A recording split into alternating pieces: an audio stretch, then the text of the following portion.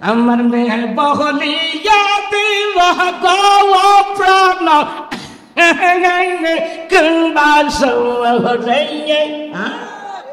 এটা পারছো বালা তেল মজাই বলতে।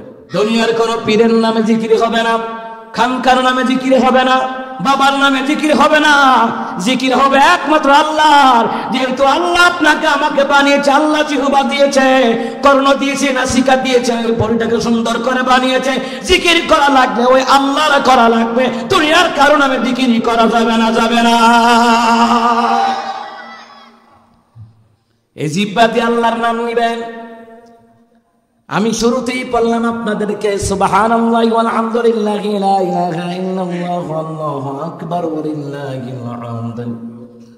তাফসীর আবু বকর জাকারিয়া, তাফসীর ইবনে কাসির বর্ণনায় নবী আলাইহিস সালাম বললেন, কোন নারী পুরুষ যদি আসমান এবং জমিনের চারটা জিনিস যদি হাসিল করতে চায়, আসমান এবং জমিনের চাইতে মর্যাদা সম্পন্ন চারটা জিনিস যদি তারা হাসিল করতে চায়, তাহলে তারা যেন পড়ে সুবহানাল্লাহ, তারা যেন পড়ে সুবহানাল্লাহ, তারা যেন পড়ে আলহামদুলিল্লাহ, তারা যেন পড়ে লা ইলাহা ইল্লাল্লাহ, তারা যেন পড়ে আল্লাহু আকবার।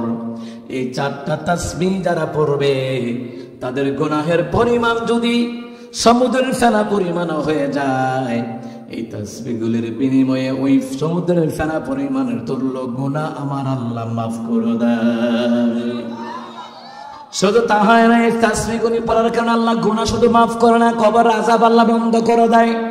আল্লাহ আপনাকে জাহান্নামের আগুন থেকে বাঁচায়া দেবে। এই তাসবিহগুলি বেশি বেশি করে পাঠ করবেন।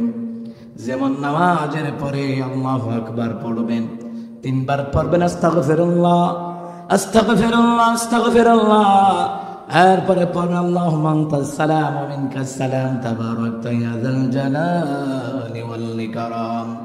সূরা ফালাক 10 বার, সূরা নাস 10 বার, সূরা ইখলাস 10 বার পড়বেন।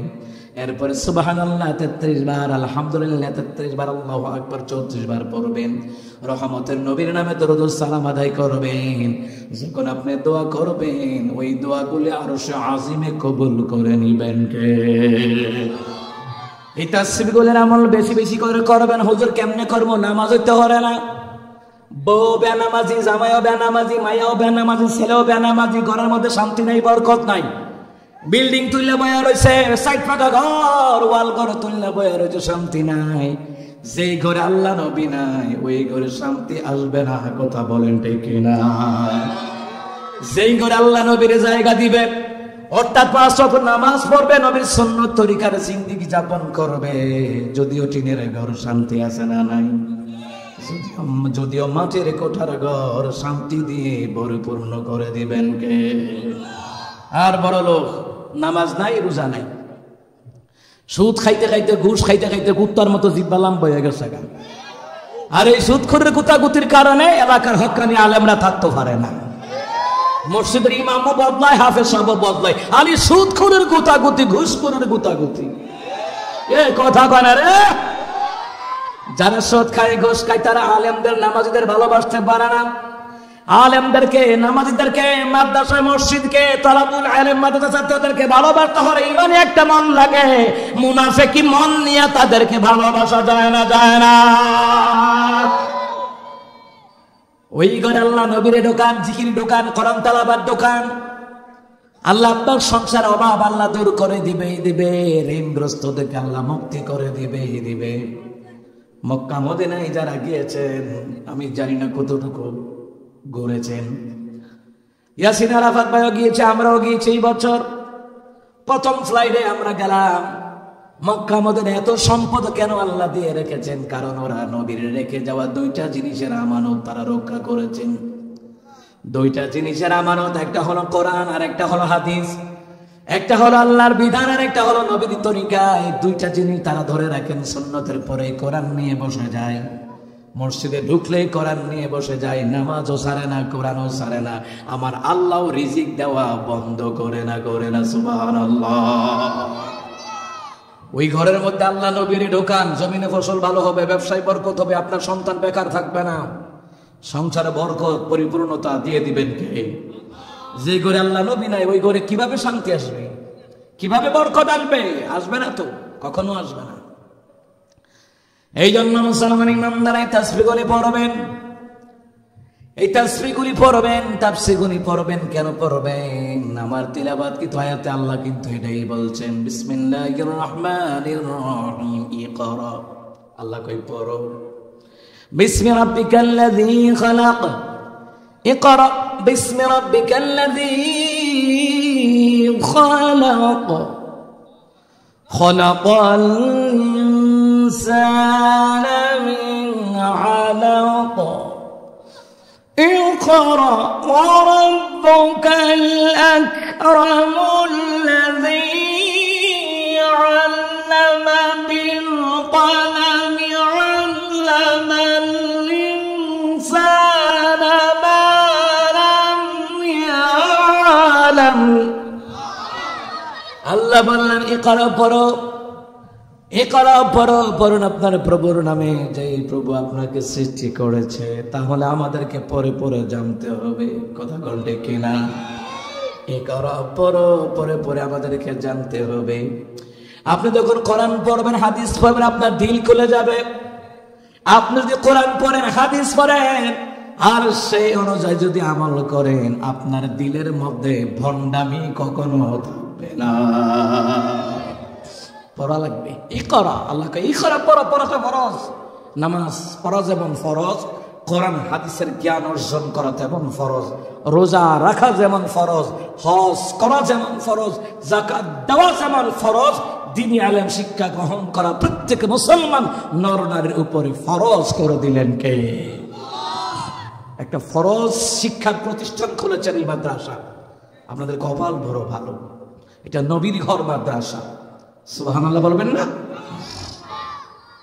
এই জন্য আমার বাবারা পড়া লাগবে। বান্দা কয়, আল্লাহ কয় বান্দা পড়ো, আমার নামে পড়ো, পরে পরে আমার ব্যাপারে জ্ঞান অর্জন করো, হাবিবুল্লাহর ব্যাপারে জ্ঞান অর্জন করো। যখন আমরা যদি কোরআন হাদিস পড়তাম, তখন আমরা বুঝতাম আমাদেরকে মানুষের গোলামের জন্য নয়, আমাদেরকে বানানো হয়েছে গোলামি করব কার। আল্লাহ বলেন বান্দা পড়, পরে পরে জ্ঞান অর্জন কর। আমি তো করে কেন বানাইছি? পড়া লাগবে, পড়া লাগবে। পড়লে কি হয়? কেন পড়বো? আপনারা বলবেন হুজুর কেন পড়বো? আল্লাহ নবী কয় পড়বা না কেন? তালাবুল ইলমি ফরিদাতুন আলা কুল্লি মুসলিমিন ওয়া মুসলিমা, রাওয়াহুল বাইহাকী। বাইহাকী শরীফের বর্ণনায় রহমত নবী বললেন, প্রত্যেক মুসলমান নর নারীর উপরে দ্বীনি ইলম শিক্ষা গ্রহণ করা ফরজ। দ্বীনি ইলম শিখলে সে আদব শিখবে, আদব। মা নাহালা ওয়ালিদু ওয়ালাদিহি মিন নাহলি আফদালু মিন আদাবিন হাসান। রহমত নবী বললেন, ওই সকল পিতামাতা, উত্তম পিতামাতা, যে পিতামাতা সন্তানদেরকে আদব শিখায়া দেয়। আর আদব শিখার ফ্যাক্টরি হলো নবীর ঘর মাদ্রাসা।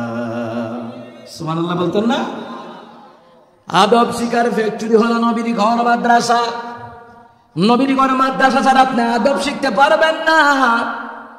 দুনিয়াতে যেমন দেখবেন প্রাণের কোম্পানি আছে, আরএফএল কোম্পানি আছে, রাধুনি গোড়া মশলার কোম্পানি আছে, সিরামিক্সের কোম্পানি আছে, সিমেন্টের কোম্পানি আছে। 7 হাউস সিমেন্ট আছে না নাই? ক্রাউন সিমেন্ট আছে না নাই? কত সিমেন্টের নাম আছে, কত কোম্পানি সিমেন্টের নাম। কি হয়? এই কোম্পানিতে সিমেন্ট সাপ্লাই হয়। মাদ্রাসায় কি হয়? মাদ্রাসায় থেকে হাফেজে কোরআন আলেম সাপ্লাই হয়, মাদ্রাসা থেকে নায়েবে নবী আলেম সাপ্লাই হয়, ঠিক কিনা? এই মাদ্রাসা যদি আপনার সন্তান যদি না পড়ান, নবী বলছেন ওই সকল পিতামাতা আমার সাথে জান্নাতে থাকবে। আমার সাথে যারা দুনিয়ায় সন্তানদেরকে আলেম বানাইছে, হাফেজ বানাইছে, কোরআনের জ্ঞান শিখিয়েছে, হাফেজে কোরআন বানিয়েছে, হাদিসের জ্ঞান শিখিয়েছে, ইলমে দ্বীন শিখিয়েছে, নবী বললেন কিয়ামতের ময়দানে ওই সকল পিতা মাতার মাথার মধ্যে নূরের টুপি পরায়া দিবেন কে? এই জন্যই করা পড়লে না বুঝবেন, না পড়লে তো বুঝবেন না। পড়া লাগবে, না পড়লে তো আপনি কোনো কিছুই বুঝবেন না। আপনি পড়বেন, পরে পরে জ্ঞান অর্জন করবেন।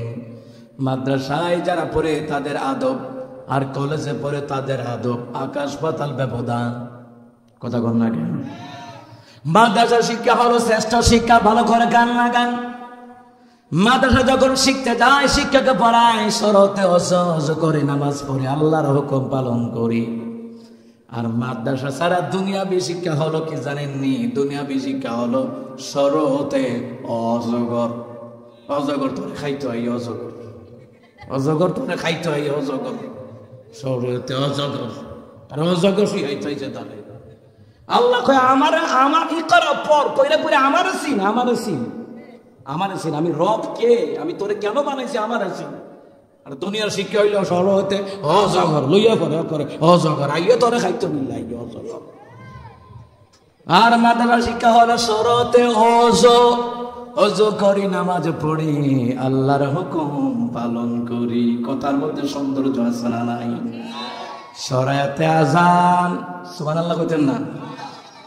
হাইয়া আলাস সালাহ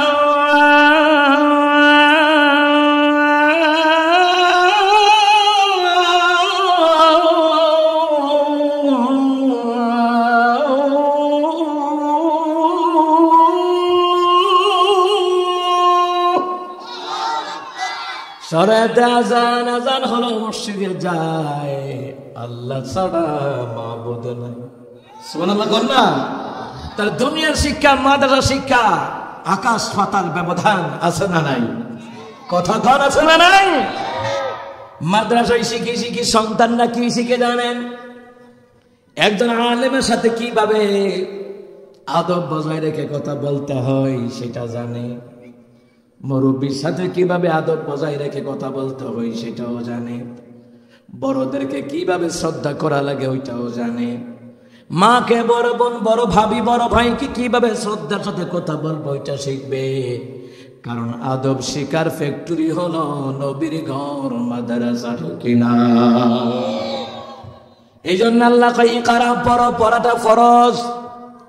এই কোরআনুল কারীমের ৯৬ নম্বর সূরা সূরা আলাক থেকে আমি তেলাওয়াত করলাম ৫টি আয়াত। যে আয়াতগুলি সর্বপ্রথম আল্লাহ পাক তার হাবিবুল্লাহর উপরে ওহী করেছেন।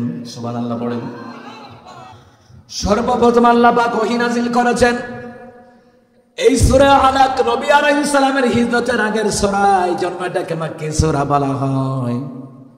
এই নবী আলমে দ্বীনের জন্য কত কষ্ট করলেন, ভালো করে মনোযোগ দেন।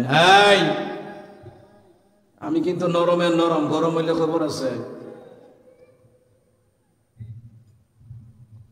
আমার বাবারা ভাইয়ারা, ইলমে দ্বীনের জন্য নবী কত কষ্ট করেছেন আর আমরা কি কষ্ট করি খেয়াল করেন।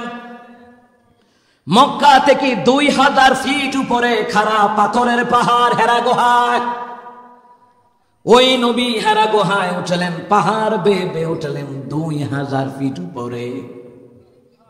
২০০০ ফিট উপরে আমার নবী হেরা গুহায় বেয়ে উঠলেন। হেরা গুহায় ঢোকার পরে তিনি ধ্যানমগ্ন। এমন সময় একটা নৌক এসে আমার নবীকে সিনার সাথে সিনা লাগায়া চাপ দিছে আর বলছে করা বিসমি রাব্বিকাল্লাযী খালাক। পড়ুন আপনার প্রভুর নামে, যেই প্রভু আপনাকে সৃষ্টি করেছেন। নবী বলেন মা বিয়ানা খারি, আমি পড়তে জানি না, লাদেরি আমি জানি না, আমি পড়তে জানি না। ওই লোকটা আবার নবীর সিনার সাথে সিনা লাগাইয়া দ্বিতীয় নম্বরে চাপ দিলেন। দ্বিতীয় নম্বরে চাপ দিয়ে পরে একই কথা বলেন ইকরা বিসমি রাব্বিকাল্লাযী খালাক। পড়ুন আপনার প্রভুর নামে, যেই প্রভু আপনাকে সৃষ্টি করেছেন। নবী তবু বললেন আমি পড়তে জানি না। ৩ নাম্বার নবীর সিনার সাথে সিনা লাগায়া ওই লোকটা যখন চাপ দিল, নবীকে বলেন ইকরা বিসমি রাব্বিকাল্লাযী খালাক। পড়ুন আপনার প্রভুর নামে, যেই প্রভু আপনাকে সৃষ্টি করেছে। নবী আলাইহিস সালাতু ওয়াস সালাম, ও মুসলমান ইমানদারেরা, আম্মা জান আয়েশা রাদিয়াল্লাহু তাআলা আনহা এই হাদিসটা রওয়ায়াত করেন তাফসীরে আবু বকর জাকারিয়া। তাফসীর ইবনে কাসিরের মধ্যে বলা হয় আম্মা জান আয়েশা এই হাদিসটা রওয়ায়াত করলেন। আম্মা জান আয়েশা বললেন আমার নবী হারা গুহা থেকে কাঁপতে কাঁপতে কাঁপতে কাঁপতে আম্মা জান খাদিজার কাছে আসলেন। আসিয়া বললেন খাদিজা আমাকে চাদর দিয়ে আবৃত করে ধরো, আমাকে চাদর দিয়ে ভালো করে আবৃত করে ধরো, আমি বোধহয় বাঁচব না রে খাদিজা। আর আমার নবীর স্ত্রী খাদিজা, ও খাদিজা কেমন খাদিজা দেখেন। আর আমাদের সমাজের নারীরা যারা আছে, খাদিজার অবস্থা কি, আমার দেশের নারীর অবস্থা কি, আর আমার নবীর স্ত্রী খাদিজার অবস্থা কি? ও মুসলমান ইমামদারেরা, আম্মা জান খাদিজা বললেন, হুজুর ভয় পাইয়েন না, আপনার জিনও ক্ষতি করতে পারবে না, দুনিয়ার কোন জিন দেও দানব কোনো ক্ষতি করতে পারে না। কারণ হলো আপনি তো মানবতার নবী, আপনি গরিবদের মাঝে, আপনি গরিবদের সহায় করেন, অসহায়কে আপনি সহায় করেন, যাদের কোনো কিচ্ছু নাই তাদেরকে আপনি আশ্রয় দেন। ওগো রাসূলুল্লাহ, আপনি তো মানবতার নবী, মানুষের বিপদে আপদে তো আপনি মানবতার চাদর নিয়ে গায়া যান। সুতরাং দুনিয়ার কোন জিন বোধ আপনাকে ক্ষতি করতে পারে না, পারে না। আম্মা জান খাদিজা বলেন, ওগো রাসূল ভয় পায়েন না। আম্মা জান খাদিজা আমার নবী যাতে ভয় না পায়, সান্ত্বনা দেওয়ার জন্য আম্মা জান খাদিজা আমার নবীর হাত মোবারক ধরে টেনে টেনে নিয়ে গেলেন ওয়ারাকা বিন নওফলের কাছে।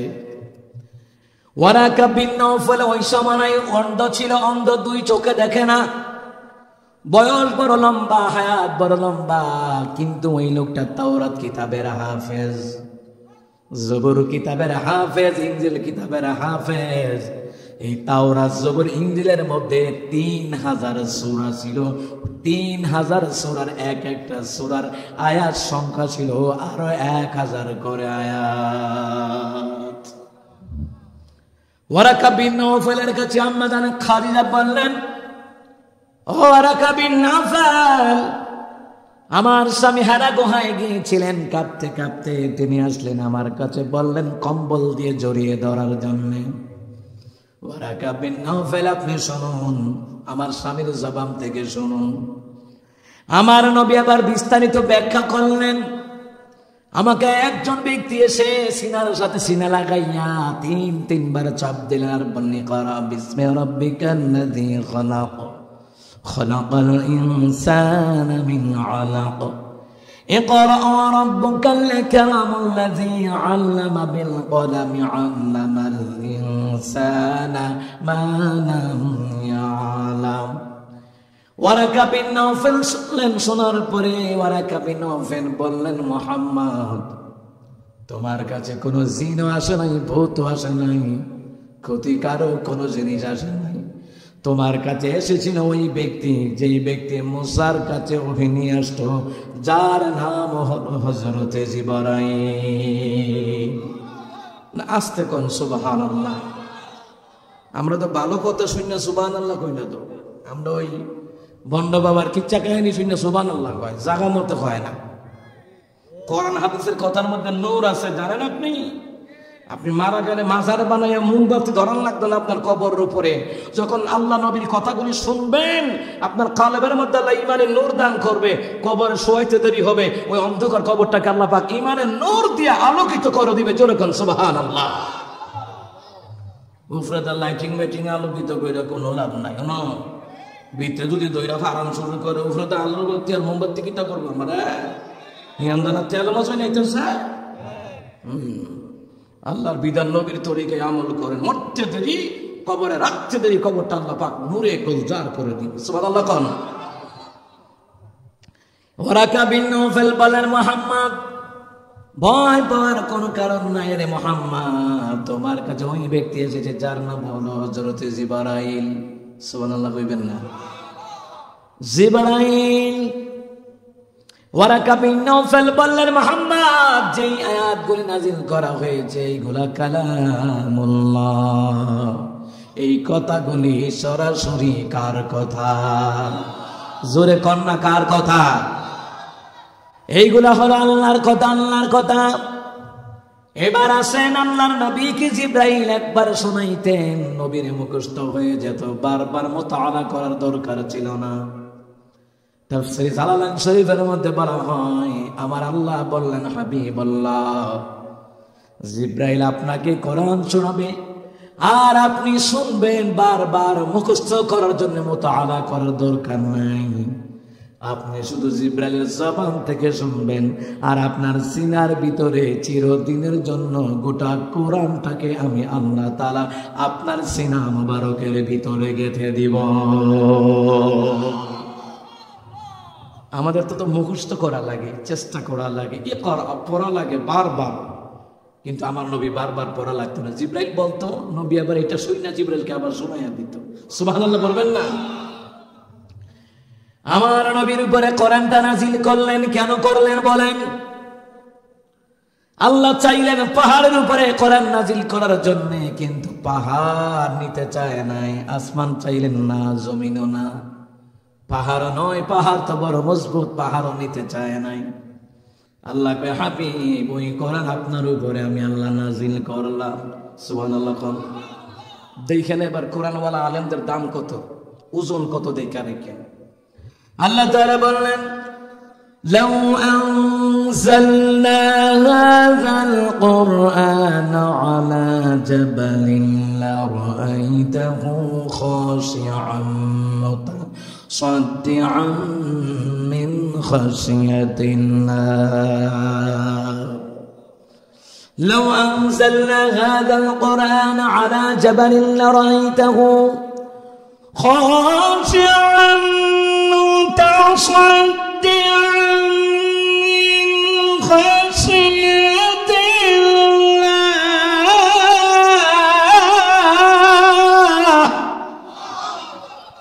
আল্লাহ তাআলা বললেন, ওগো আমার বন্ধু নবীজি, আমি যদি এই কোরআন কি পাহাড়ের উপর নাজিল করতাম, এই কোরআনের পাহাড়ের উপর যদি আমি আল্লাহ নাজিল করতাম, এই পাহাড় আমি আল্লাহর বয়ে ফেটে ফেটে বিদীর্ণ হয়ে যেত। তাহলে বোঝা যায় এই কোরআনের লোড নেওয়ার মতন আমার আল্লাহ পাহাড়কে ক্ষমতা দেন নাই, আসমানকে ক্ষমতা দেন নাই, জমিনকে ক্ষমতা দেন নাই, 7 সমুদ্র 13 নদীকে দেন নাই। এই কোরআনের লোড বহন করার জন্য আমার আল্লাহ তার হাবিবুল্লাহকে ওই রকম ক্ষমতার লোড দিয়েছে। জোরে কোন সুবহানাল্লাহ। এবার আসেন, যেই বাচ্চাগুলি পাগড়ি পাইল আজকের মাদ্রাসায়, যেই শিক্ষকগণ কোরআন পড়াইলেন, কোরআন মুখস্থ করাইলেন, যেই শিক্ষকের সিনাই, যে হাফেজ সাহেবের সিনাই 30 পারা কোরআন মুখস্থ, এবার বুঝেন তার দাম কত, তার ওজন কত। আল্লাহু আকবার। এই জন্য তাদেরকে কদর করার দরকার, সম্মান করার দরকার। মাদ্রাসার আলেমদেরকে, হাফেজদেরকে খাওয়ান কাজে লাগবে। সুদখোররে খাওয়ায়েন না, নবী নিষেধ করছে। ঘুষখোররে খাওয়ায়েন না, নবী নিষেধ করেছেন। নাস্তিক মুনাফিকদেরকে খাওয়ায়েন না, ইসলাম বিদ্বেষীদেরকে খাওয়ায়েন না, নবী নিষেধ করেছেন। খাওয়ালে খাওয়ান, নামাজি আল্লাহ ওয়ালা হাফেজ আলেমদেরকে খাওয়ান, একটা ছাত্র লজিক রেখা খাওয়ান, আপনার দুনিয়া ও আখিরাতের কল্যাণ দান করে দিবেন কে? কারো কোনো মুনাফিকদের কথায় কান দেওয়া যাবে না। যারা নবীর ঘর মাদ্রাসার বিরুদ্ধে কথা বলে, ওরা তাজা মুনাফিক। ওই মাদ্রাসাতে কিতাব পড়ানো হয় না, কথা বল না কেন? বাইবেল পড়ানো হয় না, ইনজিল পড়ানো হয় না। নবীর উপর সেই কোরআন নাজিল করা হয়েছে, মাদ্রাসায় এই কোরআন পড়ানো হয়। এক কথায় নবীর ঘর মাদ্রাসা, কথা কোন ঠিক কিনা? কিন্তু আমার সমাজের ভিতরে কতগুলা তাজা মুনাফিক, এদেরকে কেমনে চিনবেন? এরা বলবো কি জানেন, এটা ওয়াহাবীর মাদ্রাসা। তোর বাপের মাদ্রাসা এটা না, তোমার বাজানের বানান। নবীর ঘর মাদ্রাসা, নবী আহলে সুফা 70 থেকে 80 জনের জন্য নবী আলাদা জায়গা করছেন। তাদেরকে কাব বিন মালিককে বলতেন, এদেরকে কোরআন শিখায়া দাও। সুবহানাল্লাহ বলবেন না? মাদ্রাসা তো মাদ্রাসা, ভাই, এটা ওয়াহাবী কি রে? বিয়াদবের গোষ্ঠী।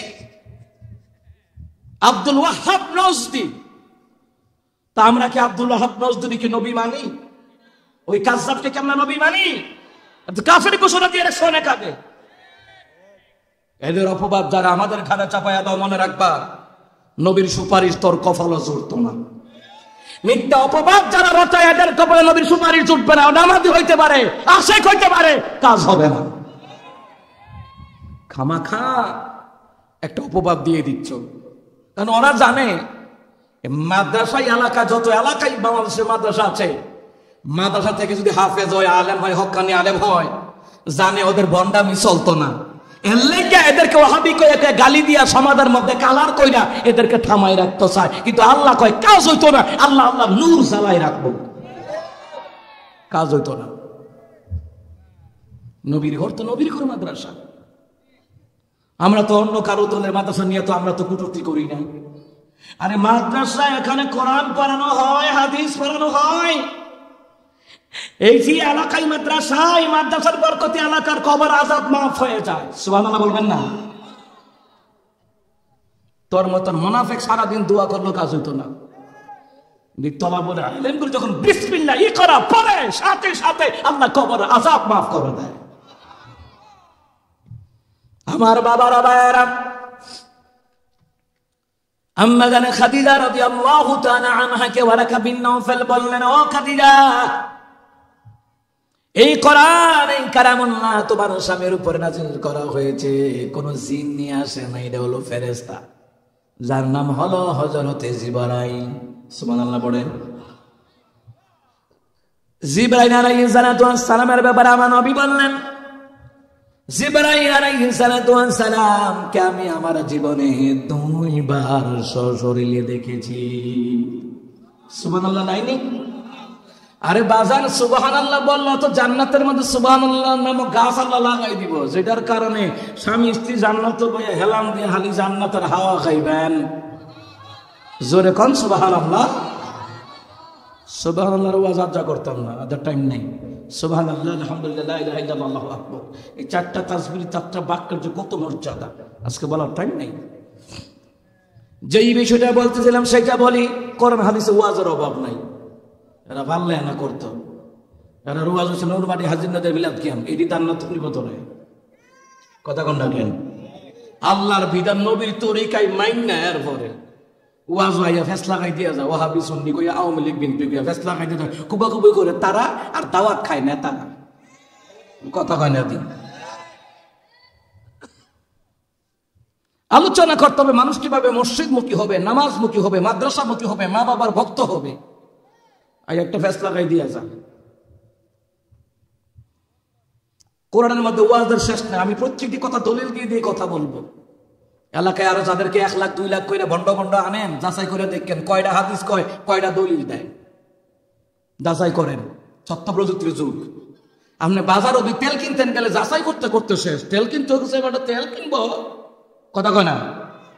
আবার তো খেলাটা কয় আলা এক এক কুলুর এক রকম, আমরা কই যাইতাম কয়নিও। তো এবারে তো তেল কিনতে গেলে 3 মার্কা তেল আছে, আসেনি? সুপার তেল আছে, আসেনি?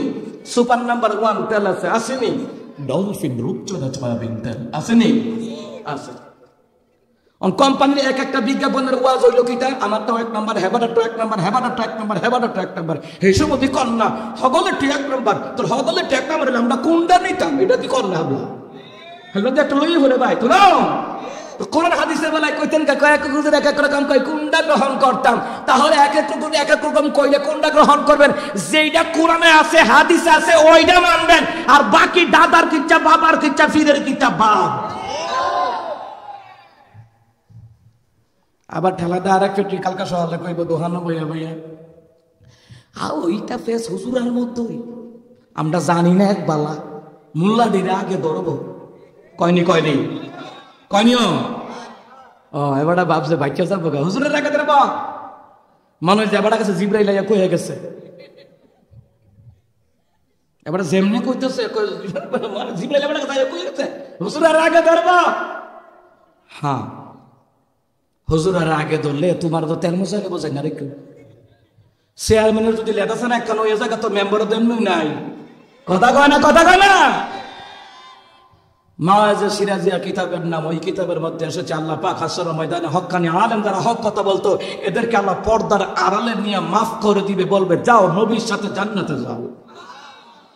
তুমি ছবির মধ্যে দেখতা না, দোহানো বইয়া বইয়া করে জানি না এক বালা, আল্লাহকে জানোস না এক বালা, বিয়া করতে বুঝলা, বিয়া করতে জানলা, বাচ্চা ফয়দা করতে জানলা, আরেকবার জায়গা দখল করতে জানলা, এরপরে ঘুষ খাইতে জানলা, সুদ খাইতে জানলা, মারামারি করতেও জানলা। আর আমি আল্লাহর বিধান নবীর তরিকার বেলা জানি না এক বালা, এমন ফিডান ফিডাইব কবর কাদির লোকে গদিও ফালাইলে ফেরেশতারা বাইরে গিয়া। বাড়ি কারে কয়? বাড়ি বাড়ি বুঝেন তো? আমাদের ব্রাহ্মণবাড়ির ভাষা হইতো ভিডা ভিডা, তেল মজা লিখতো না। একটা ফেরেস্তা আছে দেন্দা ফেরেস্তা কানে শুনে না। ফিডার ঠেলা যখন বেড়াবেড়ি কান্দন শুরু করবো, দেন্দা ফেরেস্তাকে কিতা চাইসা কিতা চাষা আরেকটা দিতাম নি, আপনি দিয়ে আসতে আছেন কিতা চাষি মজা লাগে বুঝি, আরেকটা দিতাম নি। কানে শুনলে না বেটা বুঝতো বেড়ি কান্দা না আসে, তো কানে শুনে না।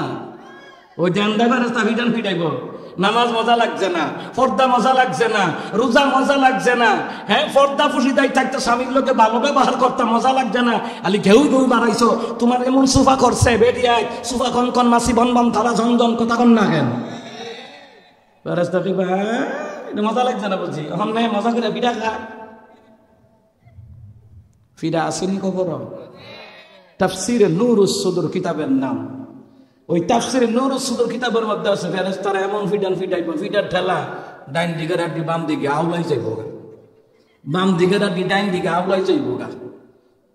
আডা যে আমার মায়েরা যে রুটি বানায়, আডা আসেনি, ময়দা আসেনি, তো ফানি দিছে আডাটির উপরে, এরপরে তো ডলামালা দিয়ে আওলা জাওলা হয়েছে নি, আওলা জাওলা হইয়া এরপরে কাই হয়েছে, নিচের কাই উফরাইছে, উফরেটা নিচে গেছে, ডাইনেরটা বামে গেছে, বামেরটা ডাইনে গেছে, এমনি ভাই চালাইব।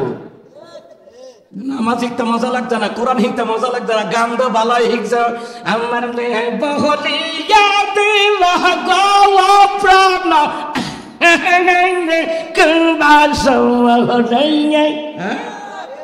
এটা পারছো বালা, তেল মজা কত। এই গান বাদ্যযন্ত্র হারাম, তোরে কোন কি দলিল নিয়ে যান সূরা লোকমান 6 নম্বর আয়াত, আল্লাহ কয় ওয়া মিনান নাসি মান ইয়াশতারি লাহুল হাদিস। আপনি আশিক রাসূল হবেন তখন আল্লাহর বিধান নবীর তরিকায় মানবেন যখন। আল্লাহ বলে ওয়া মিনান নাসি মান ইয়াশতারি লাহুল হাদিস লিইউদিল্লা আন সাবিলিল্লাহি বিগাইরি ইলম। আল্লাহ বললেন মানুষের মধ্যে কতগুলো লোক আছে যারা অবান্তর কথাবার্তা বলে, অবান্তর কথাবার্তা বলে মানুষকে আমার দিন থেকে, আমার কোরআন থেকে, আমার ইসলাম থেকে ফিরাবার জন্য, গুমরাহি করার জন্য, পথভ্রষ্ট করার জন্য অবান্তর কথাবার্তা বলে। মুহাদ্দিসিনে কেরাম এই আয়াতের ব্যাখ্যা করলেন, বুখারীর বর্ণনায় অবান্তর কথাবার্তা হলো গান বাজনা। তাফসীর ইবনে কাসিরের মধ্যে বলা হয় গান বাজনা, তাফসীর জালালাইন শরীফের মধ্যে বলা হয় গান বাজনা। এই গান বাজনা হলো অবান্তর কথাবার্তা, আগার সাথে ফাসার মিল নাই, ফাসার সাথে মাথার মিল নাই। ও 2020 সালে আপনারা শুনছেন না গাঞ্জা গাইছে চট্টগ্রাম কক্সবাজার বিচ গিয়া মধু হই হই বিষ খাওয়াইলা। আমি কই তোর না হোক কি ঠেড়া করছে, তুই কি মধুর গন্ধটাও বুঝচ্ছা আর বিষের গন্ধটাও বুঝচ্ছা? আমাদের ব্যবসা ছাড়া, আমাদের ব্রাহ্মণবাড়িয়া জেলা, আমাদের ব্যবসা ছাড়া ক্ষেতের মধ্যে পুকুর ওষুধ দিলে, বিষের ওষুধ দিলে 1/2 কিলোমিটার দূর থেকে শোনা যায় না, 1/2 কিলোমিটার দূর থেকে নাহের গ্রামে বোঝা যায় উত্তর ফাল কোন খেত মনো বিষ দিছে, দক্ষিণ ফাল দিয়ে ঠেইলা আইতাছে বাতাসে। তো তোর না হোক কি ঠেড়া পড়ছে, তুই মধু হই হই বিষ কাজ খেতি কার কথা কয় না রে? তৈরি বাজান অবান্তর কথা না, জবাব না দিলে ওয়াজ করাম কিতা। অবান্তর কথাবার্তা মানে হলো এই গান বাজনা হলো অবান্তর কথাবার্তা, কোনো মিল পাইতেন না দেখেন। এরপরে কয়দিন গাইছে খেতে ছাগল বন্দি গেছে নিও, কুত্তা লয় না। যত গান বাংলাদেশে বাইরে লয়, এই গান যদি হিরো আলমে গায় এটা জীবনের দর্শন হয়ে যায়, এটা আর কেউ ভুলেও গায় না, এ কথা গায় না। এরপরে 90 দশকের দিকে এক বেড়ি গাইছিল, ঘুম ভাঙ্গায় নিল গো মরার কোকিলে। কোকিল যদি মরা হয় ঘুম ভাঙ্গাইল কেডা? তাহলে আল্লাহ যেটা বলছেন অবান্তর কথাবার্তা, এই গান বাজনা অবান্তর কথাবার্তা। এই গান বাজনা মানুষকে দিন থেকে ফিরাইয়া দেয়, এই গান বাজনা আল্লাহ নবী থেকে ফিরাইয়া দেয়। ওই গান বাজনা হারাম হারাম হারাম বোঝা লাগবে, যারা কয় আরাম বুঝবেন এটাই এক করে হারাম। আল্লাহ যেটা হারাম করে দিয়েছে এটা হালাল করার কোন পদ্ধতি নাই, মনে রাখবেন। যেটা হারাম হারামই, গান বাজনা হারাম করে দিয়েছেন কে? জোরে কোন কে? আমার বাবারা, আমার ভাইয়েরা, ও মুসলমান ইমানদারেরা, ভালো করে মনোযোগ দেন, ভালো করে কান লাগান। মোল্লা করে নিয়ে তো ক্রিটিসাইজ করো না, মোল্লারা তো নবীওয়ালা দাওয়াতি কাজ করে। তো বলছিলাম যে এই কথাটা রহমতের নবী বললেন, আমি আমার জীবনে জিব্রাইলকে 2 বার দেখলাম, 2 বার সশরীরে দেখলাম। জিব্রাইলকে সশরীরে আমার নবী দেখেছেন। জোরে বলুন তো কয়বার? জোরে বলেন কয়বার? 2 বার দেখলাম। নবী আলাইহিস সালাম বললেন, আমি জিব্রাইলকে দেখেছিলাম, জিব্রাইলকে দেখেছিলাম। জিব্রাইল 2 পা 7 তবক জমিনের নিচে, মাথা হলো 7 আসমানের উপরে, মাঝখানে হলো বডির মধ্যে 600 নূরের পাকা। আমি রাসূল নিজের চোখে আমি দেখেছি।